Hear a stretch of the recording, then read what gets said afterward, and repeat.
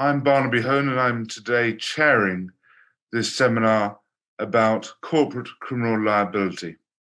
It's hosted both by the Law Commission and the Institute of Advanced Legal Studies in honour of the Law Commission's upcoming report into corporate liability. What we're going to discuss today is different approaches to corporate criminal liability, and we're going to look at hopefully the US approach, the Australian approach, North American approach in Canada, and Germany as well,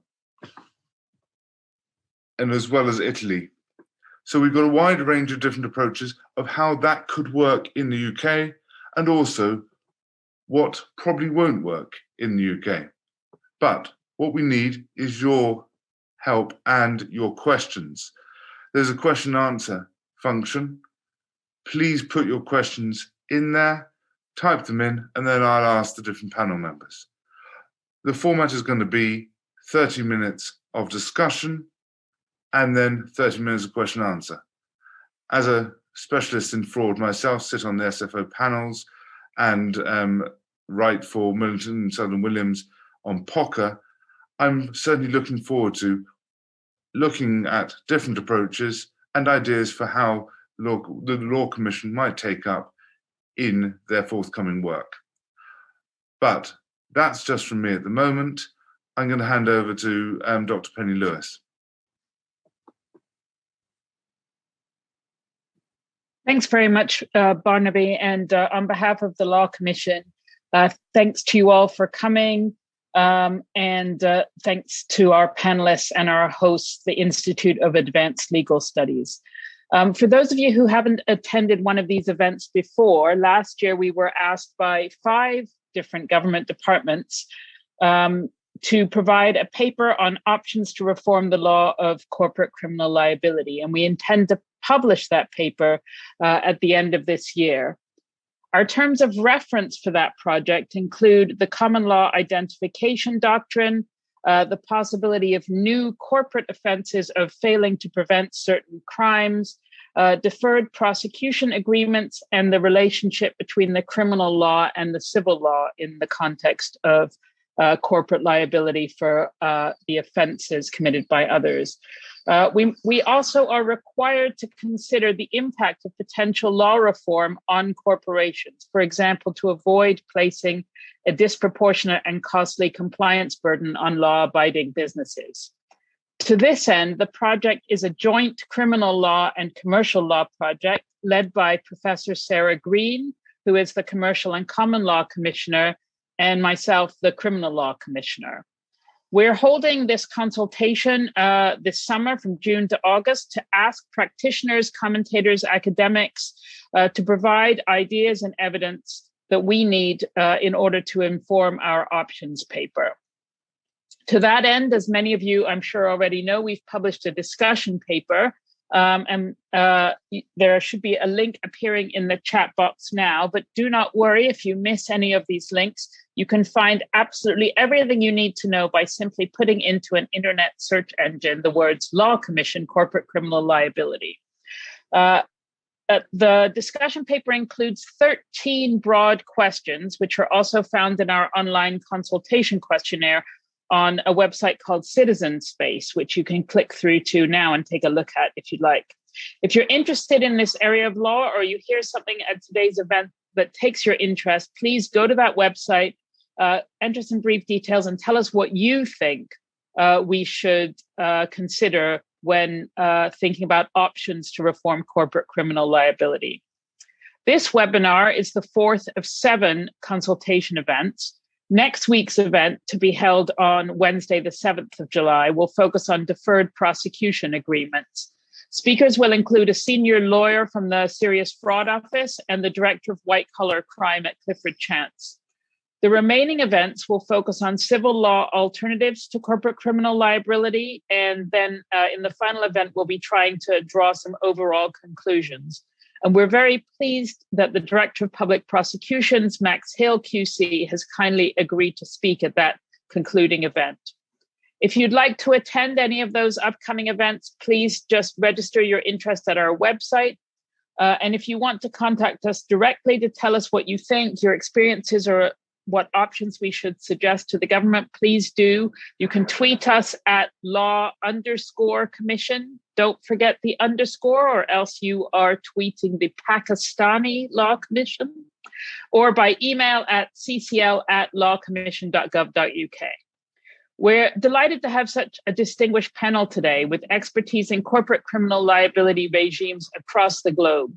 In our discussion paper, we've summarized the position in 6 different jurisdictions, and we're hoping to hear more about them today. But in particular, we're hoping to hear, does the law in those jurisdictions work or not? Is it better than our law? What advantages could we import, and what pitfalls should we avoid? In the second half of the event, we look forward to hearing your questions, and we've also invited our chair and panelists to put their own questions and points to each other to generate what we hope will be a lively and informative debate. So please, as Barnaby said, get your questions in via the Q&A box at any stage during the event. I'll now hand over to David Allen, one of the lawyers on the Corporate Criminal Liability Project at the Law Commission, to say a few words on how we've approached these issues in our discussion paper. Thank you, Penny. Let me just find my notes. Oh dear. Excuse me, everyone. Just fat finger syndrome, I'm afraid. But essentially what I wanted to say, Penny, is that we cover 6 jurisdictions within our discussion paper. 3 of them are common law jurisdictions, the USA and Canada and Australia, and 3 of them are civil jurisdictions, France, Germany, and Italy. And in our questions at chapter 10 in our discussion paper, we set out 3 questions which refer to those jurisdictions explicitly. We ask whether you think the regimes of Canada and Australia, with their reference to corporate liability based on the fault of a senior manager, would work in the UK, or do you think the idea of liability based on corporate culture as provided for in the Australian Criminal Code would work? Thirdly, we ask whether you prefer the US approach of vicarious criminal liability. And we include the French, German, and Italian models with their own peculiarities as possible inspirations for our own reforms. Now, I anticipate that our panel today will be able to cover 5 of the 6 jurisdictions that we mentioned. The odd one out would appear to be Germany. So I'm just going to say a few more words about the German CCL regime. Now, Germany is interesting because it doesn't have any corporate criminal liability. In Germany, crimes can only be committed by individuals. However, things are not quite that simple because Germany does have corporate administrative liability. So corporations may be liable to an administrative fine for certain crimes committed by individuals connected to them. And I should say that there are currently proposals to move closer to corporate criminal liability in Germany, but I'll just focus on the law as it stands. So currently, under German law, a company may be subject to an administrative fine in certain circumstances, and summarizing heavily, if an offence is committed by essentially a senior manager, or where a breach of a company's supervisory duties results in the commission of an offence. Now, the second avenue of liability based on inadequate supervisory measures appears quite vague. It is focused on the appointment and monitoring of senior personnel who might supervise more junior personnel, but I've heard it described as a disguised form of vicarious liability. But what perhaps is most interesting about the German regime is the nature of it, administrative, not criminal. Now, it being a jurisdiction without jury trials, the distinction between the two is perhaps not a sharp one. Furthermore, if there are connected criminal proceedings against individuals in Germany, then the criminal court will impose any administrative penalty on the corporation. However, in the absence of criminal proceedings against individuals, then in Germany, the relevant administrative authority may impose the administrative penalty on the company without any court process. It is up to the company to appeal any penalty made to a court. And the point to me is that the German system, therefore, stands as a possible example of where the absence of a stigma of a criminal conviction has not prevented what appears to be a reasonably successful regime. Germany ranks above any other country we're going to talk about tonight on the Transparency International Corruption Perceptions Index. The record on automobile diesel emissions disclosure may not be the best, but they could say the same about our record on, for example, interbank offered rates. And there are any number of reasons, of course, why Germany nevertheless might not have an apparent problem with corporate criminality. One might be that it appears they are no slouches when dealing with individual corporate wrongdoers. German prosecutors have charged 17 executives in the Dieselgate affair, including the CEO of Volkswagen and the CEO of Audi. And in 2018, they even remanded the CEO of Audi in custody for 4 months for good measure. They're both currently awaiting trial.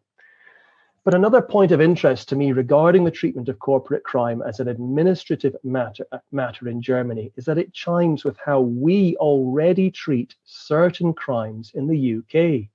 Corporations can't be prosecuted in the criminal courts in the UK for insider dealing or price fixing. Those offences in the UK can only be committed by individuals. Instead, corporations may be ordered to pay financial penalties by the Financial Conduct Authority and the Competition and Markets Authority, respectively, with a right of appeal to a tribunal. So the current German model, with all its drawbacks, may act as a possible example of how corporate non-criminal criminal liability regime might work in the UK. Thank you. Now back to you, Barnaby. Thank you, David.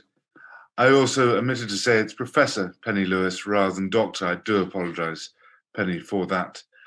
Now, we're going to go through the different speakers we have and their different approaches. First speaker is Dr. Lorenzo Pascule. He is the Associate Head of Coventry Law School for Research and an Associate of the Centre for Financial and Corporate Integrity. He is also Sessional Lecturer in Law at Imperial College London and Visiting Professor at Nebrae University in Madrid. And I'm sure I pronounced that wrong, so I do apologise. But he's going to talk about both Australia and the Italian system. Over to you. Thank you, Barnaby. Thank you all. Thank you, the Law Commission, for inviting me. And thank you, Colin, for involving me. What I want to do here, I can't go through both systems in detail or in a descriptive analysis, so I will try to give some specific recommendations and then tell you how these recommendations are formulated based on a comparison between the two systems. First recommendation will concern the sources of law. The second recommendation will concern the offences that are liable of corporate criminal liability. The third recommendation will concern culpability, and therefore identification principle or not identification principle. And the final one will be just a touch on civil or administrative penalties and deferred prosecution agreements. So the first thing that pops out from the comparison between Australian, Italian, and UK system is that both Australia and Italy, unlike the UK, have a specific statute dedicated to corporate criminal liability. It works, it is highly appreciated by scholars, and I think it's intuitively necessary because of accessibility, because of possible conflict in interpretation, because it helps prosecution, and it has a symbolic value because there is a law that criminalizes particular behaviors of a corporation and states that that is an offence. So I do think the time has come for the UK to adopt such a statute as well. The second problem that I want to analyse is the offences. The Australian system is very similar to the UK, so virtually all offences can be potentially subjected to corporate criminal liability. But there are suggestions, I was reading even in the Law Commission discussion paper, to have a list of offences instead. This is the case of Italy, but it is not necessarily the best solution. Why? Because a list of offences will require constant updating. There is also the risk that the list of offences is purely economic in nature. I think someone suggested recently we should have a list of economic crimes that corporations can be liable for. That is a risk because the corporations can commit any type of criminality. Indeed, even the Italian list, which I think is limiting, still includes crimes that are not economic, such as sexual offences, terrorism crimes, or even female mutilation determined by cultural or ideological questions. So it's very broad. We can't confine criminal liability of corporations to purely economic offenses. The fact that corporations can be liable for any offense doesn't mean that we should not create further specific offenses. Special offenses might need to be created. One example comes from Australia, where the Law Commission there suggested that we should introduce an offense that criminalizes the systematic violation of non-criminal provisions. So when a corporation violates repeatedly the same civil provisions or regulatory prescriptions, they can be liable for a criminal offense. Moving on, culpability. From my analysis, I think identification principle doesn't work, and I think it's time for the UK to be brave and creative and move away from anthropomorphic models of criminal liability. Corporations are not individuals, they are moved by individuals, but the regime of criminal liability for individuals is separate, is different. So we need to be brave and creative. I think the Australian and the Italian model are similar in certain respects, but they are complementary. So I try to combine the best of both worlds. What should be the criteria of attribution of corporate criminal liability? First of all, the Italian system is very clear that the crime should be committed necessarily in the company's interest or in the company's benefit for it to be attributed to a corporation. This is a basic general requirement. And then I have identified 4 different criteria of attribution. The first one is senior manager liability, which we heard mentioned before. It works in Australia. It's kind of the same in Italy as well. When the senior managers, board of executives or high managers, in law or in fact, so the jure or de facto, are responsible, the corporation is responsible. The second criterion, which is alternative, is when an employee or an agent is at fault. And this is also a question in the discussion paper. And I think the US model of respondat superior is very similar to this. But a good indication comes from the Italian system that requires that there should be some supervisory violation for the corporation to be responsible for their employees' action. So there's still a link to a management failure there. The third criterion of attribution is corporate failure to prevent an offence, which in the UK is less qualified than in Italy. The Italian model is interesting because it describes rather carefully in the legislation what are the requirements of the organizational and governance models to prevent crime. So these are not just compliance models, these are specific models to prevent crime. So the corporation must demonstrate that they have enacted these models to be exempted from responsibility. And then, of course, the final, and I think this is extraordinary and should be introduced in the UK, the final criterion of attribution is the Australian one of corporate culture. Even if the corporation has adopted some models of crime prevention, nevertheless, it will be responsible if there is a culture that actually facilitates or encourages offences or non-compliance. This has been praised in Australia, but unfortunately, we don't have empirical information on how it works because specific pieces of legislation have excluded its operative effectiveness. So it's praised and it's virtually working, but we need to test it. Final point, and then I will conclude, is the relationship between criminal liability and administrative or civil penalties.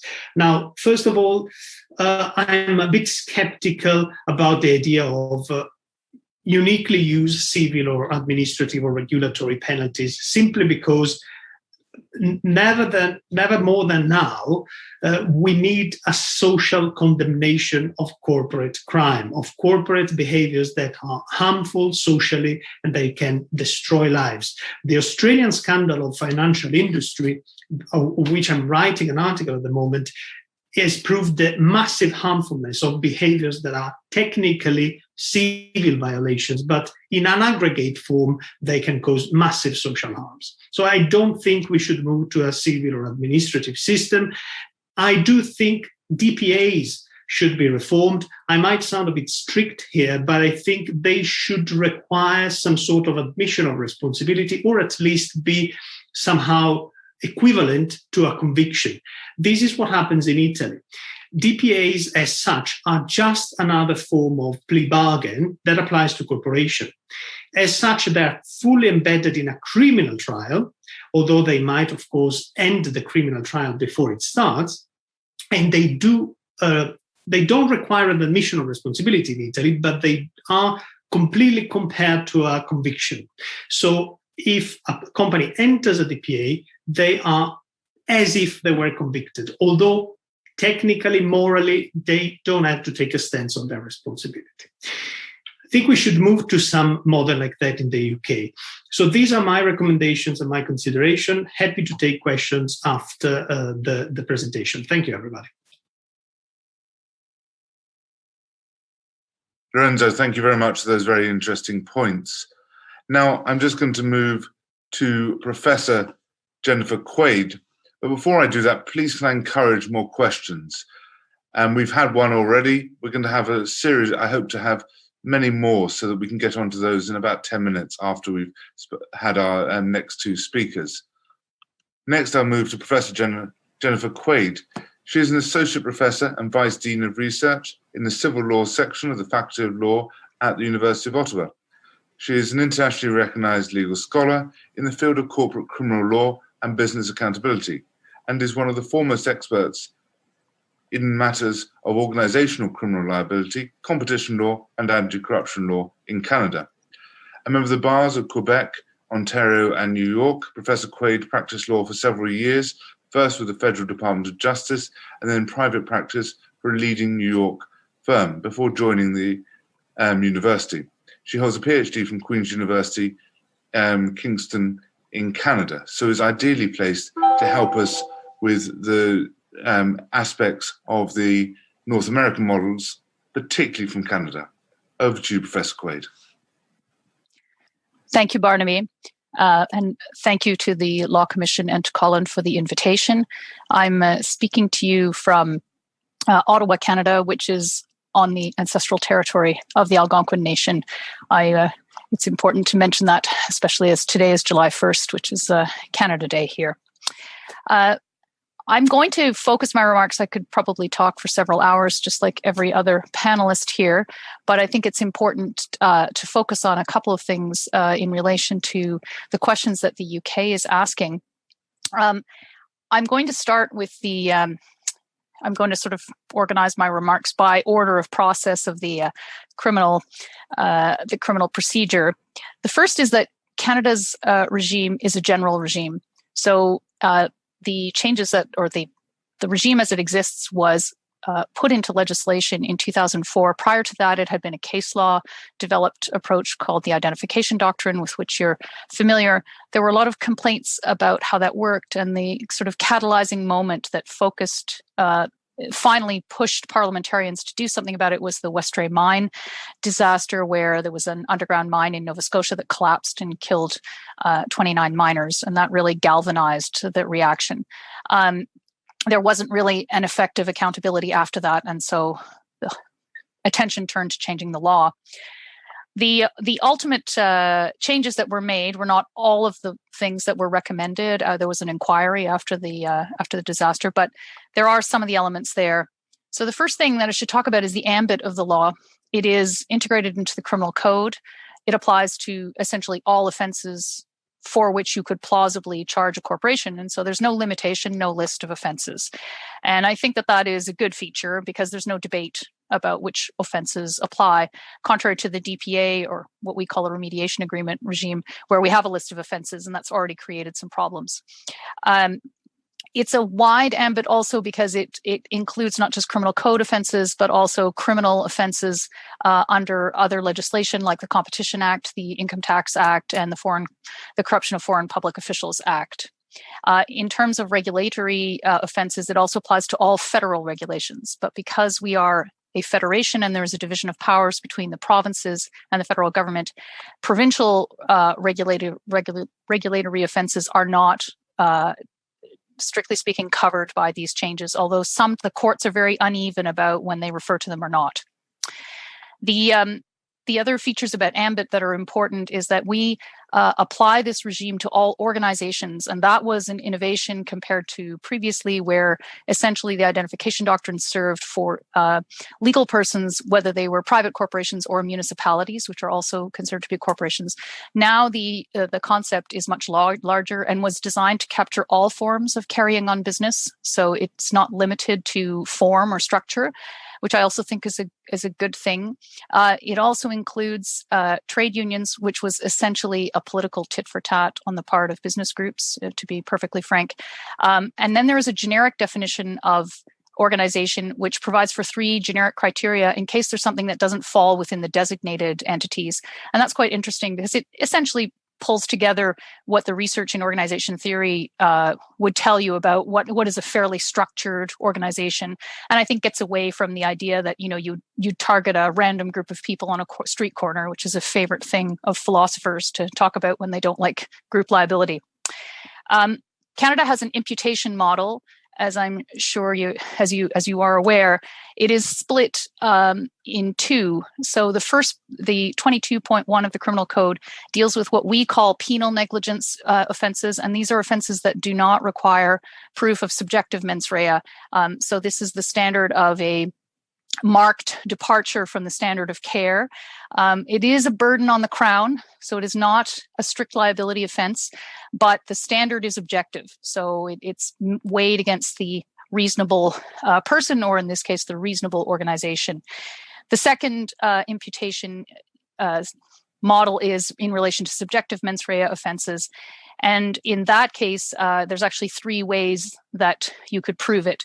I think the essential thing to take out of the imputation model that was good is that there was a separation between actus reus and mens rea, which means that the physical part of the offense and the mental part of the offense don't have to come from the same person and don't have to be, in fact, the same status of person. And that's, I think, a good thing. And it also allows for a plurality of persons to be used. However, the downside, in my opinion, is that prosecutors are in the habit of relying on physical persons. And as a consequence, they tend, because they have the choice, to just use one person. And although you can use a lower level person for the actus reus, you need to have what's called a senior officer for the mens rea. And in reality, what that ends up meaning is that we're always looking for that senior officer.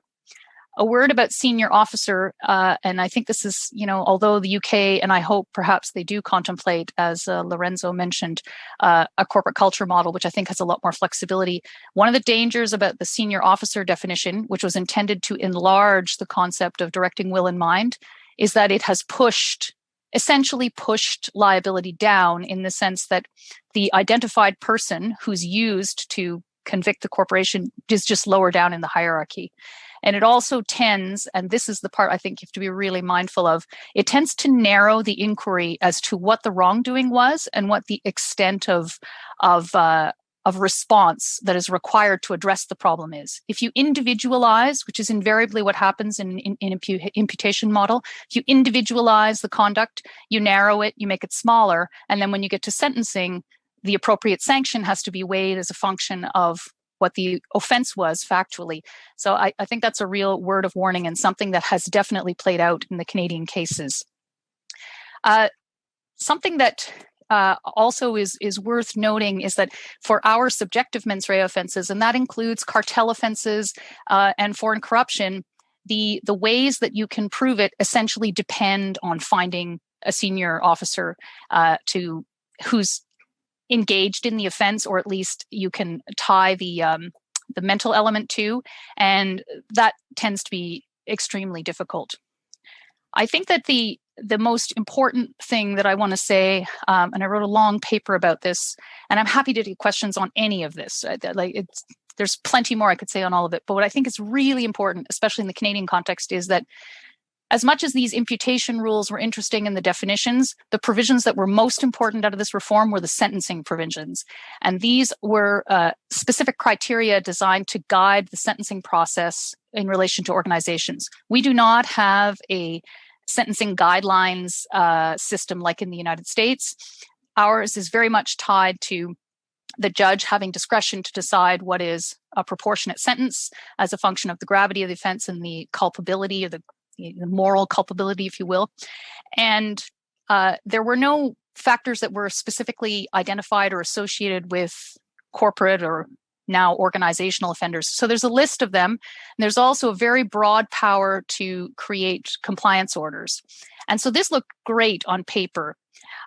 What I would urge the Law Commission to consider if they go this route, in terms of providing suggestions or providing structure to especially the judges who make these decisions, is that the average judge, at least in Canada, the average criminal law judge is not necessarily incredibly familiar with organization dynamics and with what would work or doesn't work. And so a lot of these factors are weighed in an inconsistent way, are treated as aggravating or mitigating in different circumstances. And so, in fact, they haven't created the kind of consolidation that we expected. I think the final thing I'm going to say on sentencing, which is super, super important, is that in Canada, at least, most sentencing decisions, or many sentencing decisions, are the result of a plea and a joint submission on sentence. In that context, there's no judge that is involved in the process. Yes, they have to endorse, but there's a high degree of deference, in which case it's essentially prosecutors and defense counsel who are determining what is proportionate and what is appropriate and who are giving content to those legislative provisions. I think I'll leave it there. Happy to take questions. Thank you very much, Jennifer, and we'll come back to you for questions shortly. I'm now going to move to Dr. Robin Loof. He is a barrister at Fountain Court Chambers, specialising in commercial crime. He's also a qualified French lawyer. He recently rejoined the bar after a period practising from the London and Paris office of Devroys and Plimpton. He has a lot of experience advising companies on their liabilities in various jurisdictions, and one of his recent articles on corporate criminal liability is quoted in the Law Commission discussion paper. Thank you, Robin, and Robin will be focusing on French law. Thank you, Bob. Thank you, Barnaby, and thank you to the Law Commission and the Institute for inviting me on today.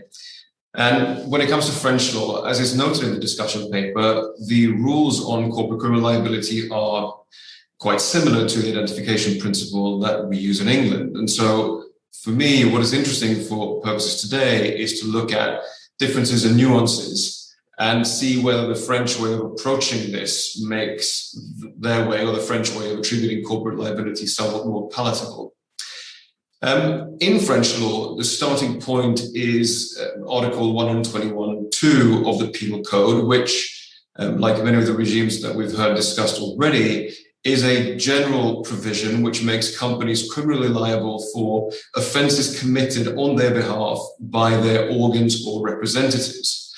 And so this means that if you can pin an offence which benefits a company directly to a senior enough manager, things are relatively simple. And we have a fair amount of examples, but there's a recent and good example of where this is done is the Ubs case, which is from February 2019, which is famous primarily perhaps due to the huge fine of almost 4 billion euro that was imposed on the Swiss bank following its conviction of unlawful marketing of financial services and money laundering.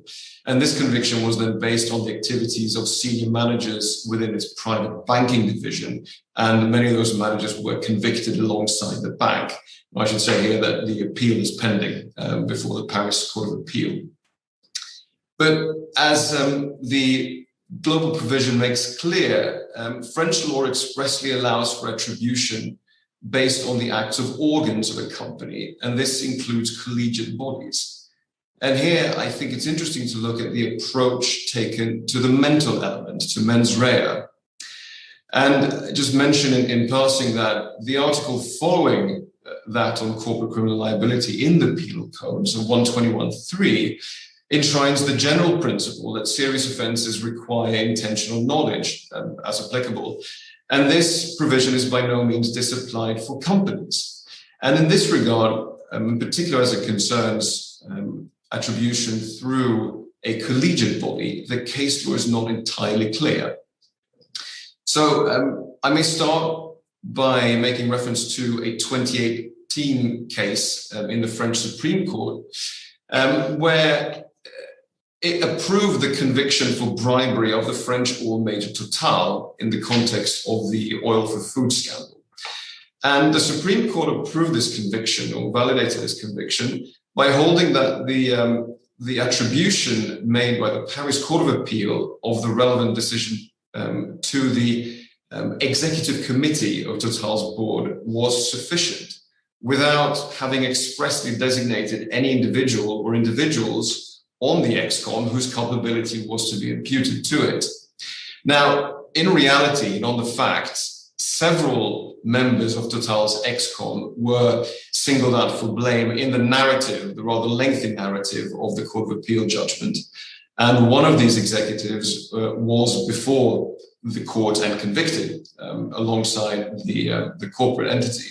So in this case, in reality, although the emphasis was on sort of anonymous liability based on the actions of ExCom, there was ample evidence to infer intention and knowledge of entering into a corrupt scheme on behalf of identified members of this body. And what we do know is that in the absence of evidence of intention or knowledge on behalf of individual members of an organ or indeed a representative, French courts will acquit, and there is a recent Supreme Court authority on this from as late as January of this year. Now, on the other hand, what does seem relatively clear also is that there is no requirement to show that, in a sense, a majority of members of a collegiate body had the requisite intention or knowledge. The other aspect of French law, which is perhaps somewhat different to how it works in England, is the issue of delegation. Because where decisions are made either further down the corporate hierarchy or even elsewhere within a corporate group, French judges can look for delegation from the senior levels of a company to those responsible.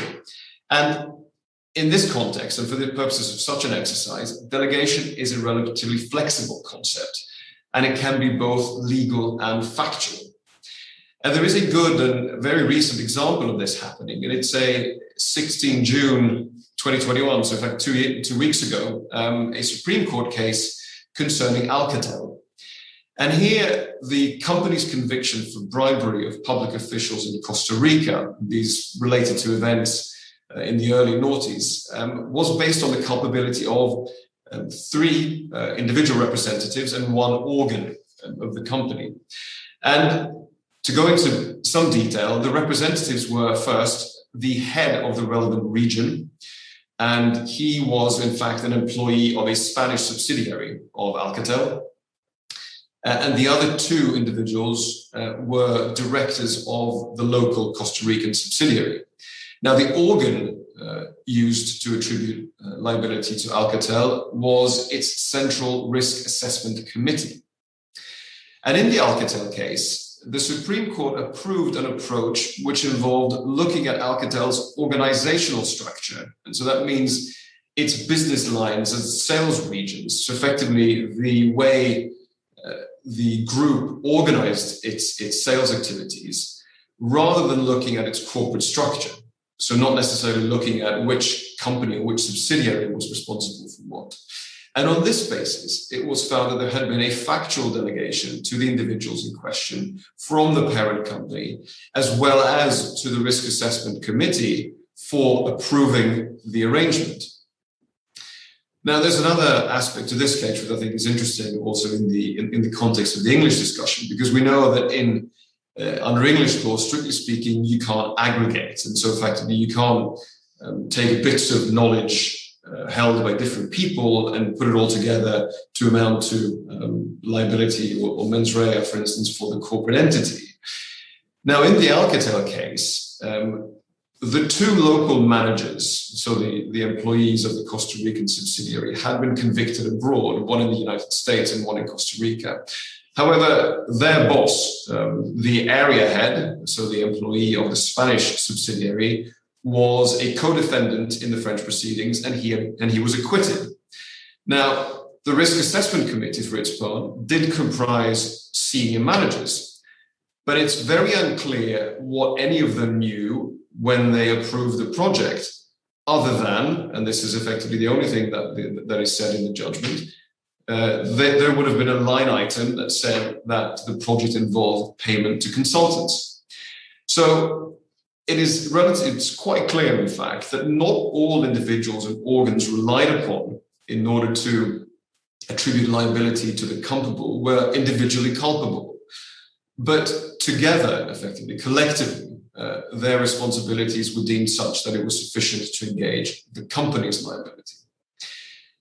Now, what I have tried to illustrate by this sort of rather quick canter through the way the French courts have applied provision, which at least on its face look very similar to English provisions, is that they have sought to adapt a very basic rule of attribution in the penal code to the realities of corporate decision-making. And I think it's fair to describe the French model as being a more flexible version of the identification principle, which is arguably better at sort of exacting corporate responsibility for criminal acts resulting from complex decision-making structures. I'm conscious of time, and I'm of course happy to take questions, but perhaps I should hand it back to you, Barnaby. Thank you, Robin. We'll certainly come back to you for questions. Could I ask that all the panelists then turn their cameras on? And we've had 4 very interesting questions in the chat. I think they'll sum down to 3 questions. And then if there's any more questions, please do type them in. But if I could start off with the transnational approach and whether it's inevitable that there will be a transnational approach and how the law should approach that. Jennifer, what would you say on that? Very briefly, what's happened in Canada is the person who asked the question is correct that for the moment, foreign corruption is the primary vehicle that through which accountability can be demanded for things that occurred elsewhere. Cartel offenses, to some extent, although there tends to be cooperation between countries so that each country deals with the portion of the conduct that affects their country. So we're still quite national oriented. But what's happening in Canada, and I can't say for sure if it's going to materialize, is that there is a much greater push for a variety of practical reasons to draw on civil liability and to use tort law and civil liability as a way of sanctioning what would be grave human rights abuses or other practices that one would consider criminal. But there seems to be a greater openness, at least on the part of the Supreme Court of Canada, to consider international customary law as a basis for torts. But I'm not sure that absent an international agreement of some sort that we're really going to see criminal enforcement that's organized transnationally. It's going to be individual countries. Now, Lorenzo, how does that approach differ or is similar to the Italian approach? So the Italian approach is particularly interesting because there is a specific provision in the Corporate Criminal Liability Act that deals with extraterritoriality, so offences committed abroad. And it says that in particular cases, which are basically the cases in which the crime is not committed by the top managers, because in that case the crime will fall within the jurisdiction when the corporation is based. In all the other cases, the corporation will be prosecuted even for crime committed abroad, unless these are already prosecuted in the other jurisdiction. So the Italian statute covers that.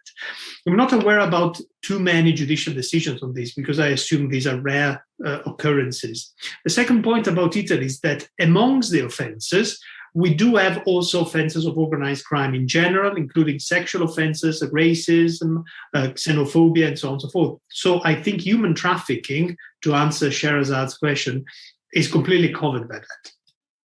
Thank you. Robin, how's that approach worked out in France? Well, again, this is going to be a fairly familiar story because one of the main main sort of extraterritorial expansions of French legislation is again on foreign corruption. So that was the most recent one where, for French jurisdiction was extended to be fairly similar, in fact, to the jurisdiction that can be exercised by English courts now under the Bribery Act. Now, generally speaking, then, as general corporate provisions, the French will use their general rules on extraterritorial jurisdiction, which in some cases are fairly generous. And I mean, you can mention the difficulty here is that you generally need to have some kind of attachment to the French territory. But assuming that there is one, there isn't generally any difficulty, and French courts will be fairly, shall we say, astute to attach to, to use jurisdictional nexus that are on the facts which are necessarily not the primary event as far as the offence is concerned. The Ubs case is perhaps an example where a lot of stuff was happening in France, but obviously the entity convicted is a Swiss one. So much of these transactions are very, when we talk about corporate crime, particularly economic offending, a lot of it is international. And so there I would say the French courts are fairly happy to exercise extraterritorial jurisdiction as long as they can find attachments to France or French interests. But as you mentioned, it seems inevitable that if such a law comes in place in the UK, we will have that transnational approach, very similar to bribery, but we will see. Moving to DPAs now. Lorenzo, is it inevitable that DPAs are going to be the forum for most of these matters to be settled? Is that the Italian lesson, or has a different approach been followed? I'm thinking particularly in the Bribery Act here, DPAs for corporate crime, corporate bribery offences are very closely linked. What's your view?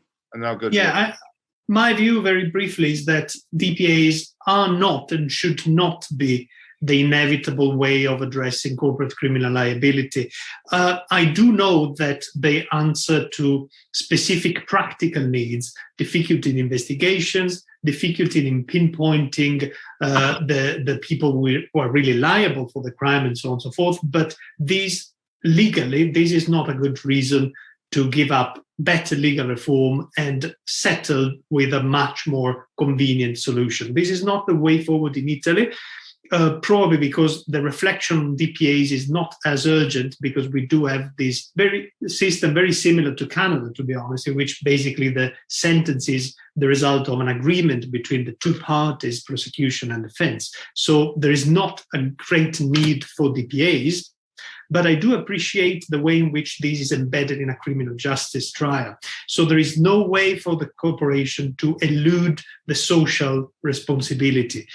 I know that there are worries about reputations, but if there are strong evidential elements sufficient for a prosecution to bring ahead the trial against the corporation, that means that the corporation must face them. So I don't think that's inevitable.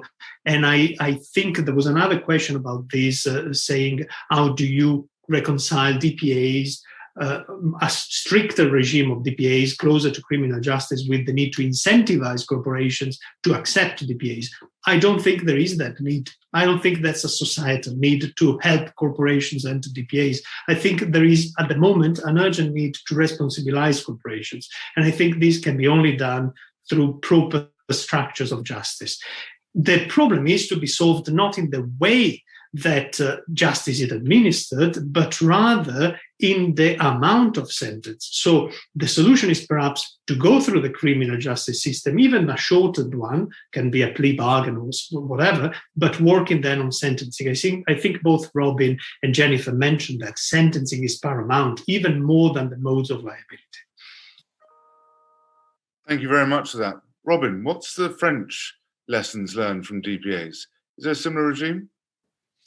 I mean, the French DPA regime, it's a recent introduction. It came with the law from 2016, the Sapin II Act. And it borrowed an aspect from the UK regime, which involved a fairly intense judicial scrutiny. So it doesn't have the American model where effectively the prosecution and the defense arrive in court and effectively tell the court that this is what we've agreed and you will just have to agree and you just have to rubber stamp it. The difference perhaps with the what is very appreciated in the English system is that the judges proving DPAs have provided very long and narrative judgments about the reasoning and about the justification for why DPAs have been approved. We haven't, because generally speaking, we don't really know if judges have refused any DPA, so we don't actually have any narrative judgments, describing reasonings for when DPAs have been refused. But what I was going to say, in France, the judgments validating, the orders validating the French DPAs are, shall we say, laconic in the formulations. It's very difficult to glean much by way of detail as to why it was that a particular company that was felt deserving of a DPA. I think the French, comparing again the French system with the English system, and I should be quite brief, I think it illustrates that DPAs are more effective the better the system is at prosecuting companies. And we'll see, the extent to which the UK DPA system will weaken with a perception that corporates are not being held liable in court. In France, there are actually, and I gave some examples in my initial talk. There are good and recent examples of corporates being taken to trial for serious offences and being convicted. And that obviously is a massively motivating factor for other corporates when they're under investigation to seek to enter into a DPA with the prosecuting authorities. Thank you for that. Now let's move to sentencing and discussing that. There was an interesting question from Duncan Reid, but I'd like to open that a bit further. We've heard from Canada about the need for sentencing guidelines. What would you recommend, or what do you think the lessons are learned of how these matters should be sentenced? Should they look at turnover? Should there be other aspects they should look at? Jennifer, if I could ask you to start on that. Well, if there's I did a fairly lengthy study of all the sentences that have been issued under the Westray Act, and they're not that many. But there's a couple of things that are fairly clear. And the first is that legislation alone is insufficient. And to the extent, questions about should we use turnover? Should we use worldwide profit? Should we use other proxy measures? We've seen this in cartels already, but it's even more true now. You need much more detailed guidelines on when certain measures are appropriate and when they're not. You can't just leave that in the hands of judges and then you say turnover. And it can't just be dependent on the quality of the evidence that the two sides are bringing before the judge, if in fact the judge has the opportunity to talk about it, because in fact, if the parties agree, then you might have no detail on how the numbers are arrived at. And I think that's one of the downsides of the negotiated plea deals and the joint submissions on sentence, as distinct from the DPA regime that we have in Canada, which unfortunately may die a slow death from lack of use. And one of them is the lack of transparency and the lack of compulsory consideration of factors.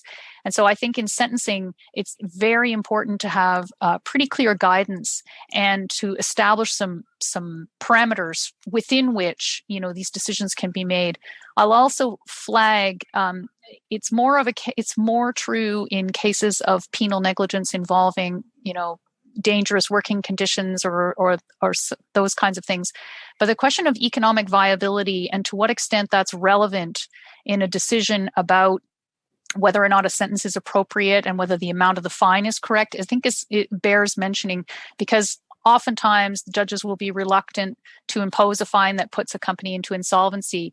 And I'll just add a footnote that, the first case that was attempted under the DPA regime, I should say attempted, the company wanted one, the prosecution service refused it. One of the driving forces behind wanting a DPA was to avoid a conviction so that they could still continue to tender on public contracts. That's the main reason for a DPA, honestly. The consideration there was very much economic viability. So I think there has to be a serious discussion about, it's not true that there's a freedom to impose whatever fine. There's a reality check that has to come in there. So I'll leave it at that. Thank you very much. And I'm cautious about time, but I'll just go to Robin quickly on this. And then Lorenzo, I'm just going to ask you about this in DPAs, and then we'll wrap up. Robin. This sort of sentencing. Sentencing. Yeah. So again, France discovered that or relatively recently discovered that its sentencing provisions for companies weren't sufficient. And so by legislation, I think it was 2012, they ramped up sentencing to quite significant. And for the types of economic offences that we tend to discuss here, so say bribery, money laundering, etc., the sentencing provisions are now fairly draconian. So, for instance, a company can be in the hook for 10 times the profit that it makes from a tainted transaction. And this was very much with a view to, should we say, evening up, as in the sentencing provisions with jurisdictions that were seen as much more sort of draconian with companies, in particular the US, but also the UK at that point. So now French provisions on sentencing are relatively, on a par with the US and the UK, which are the two regimes that they tend to compare with. Thank you. Now, Lorenzo. So the penalties in Italy, the regime of the penalties, the sentencing guidance is provided by legislation in a rather detailed way. And there is a link to turnover as well. So in Italy, they say that the judge must consider the turnover of the company in imposing the sentence. This mirrors also a sentencing guidance provided in legislation for individual criminal liability. Even in imposing individual fines, the judge shall consider the financial situation of the individual. So that's the situation in Italy. And there is a very sophisticated regime of modulation of the sentence. So the sentences are in abstract draconian, but if the company collaborates, if the company remedies, if the company prevents, then the sentence is lowered. So that preventive deterrent effect or encouraging effect to collaborate, which one of the people was asking before in the questions, is achieved through sentencing, not through escaping criminal liability. In Australia, the new recommendations made by the Australian Law Reform Commission are precisely in the line of what Jennifer was suggesting. We need more specific guidance. So Australia is now recommending that new legislation is introduced to specify all the criteria for corporate sentencing, and this also includes the possible adverse effects on society and third parties. Thank you very much. And also, can I just welcome quickly Mei Ling Blanco for joining us. She's a corporate crime partner at Norton Rose from New York, and I'm sorry we're not going to be able to hear more from her. I was rather hoping, David will give me a stop if we're not, just to go around the panel for one last question, which is, what is the biggest pitfall that you would recommend from your jurisdiction the UK doesn't fall in? Barnaby, I don't think we've got time. I would just, I was hoping we might get a word from Mei Ling, but she appears to have joined and then left us after a brief period here. I think we just need a one-word answer from each panelist. Should the UK adopt the system of corporate criminal liability that you've been telling us about, yes or no? Lorenzo? Of course, yes. Robin? Well, no, but for reasons other than no is good. Jennifer, sorry? I would say no as well. And Mei Ling, thank you again for joining us. Can we have the final word from you, Mei Ling Blanco? Should the UK adopt the US system of vicarious liability for corporate criminal liability? Your microphone is off, but when you switch it back on, yes or no, please. I would say yes. I think it's been great. Brilliant. Thank you. Back to you, Barnaby. Sorry. Well, then, thank you very much all for our quick fire round. Thank you for everybody for attending. Can I just thank the panelists for their very interesting and dynamic discussions. And thank you very much to the Law Commission for having us for this event.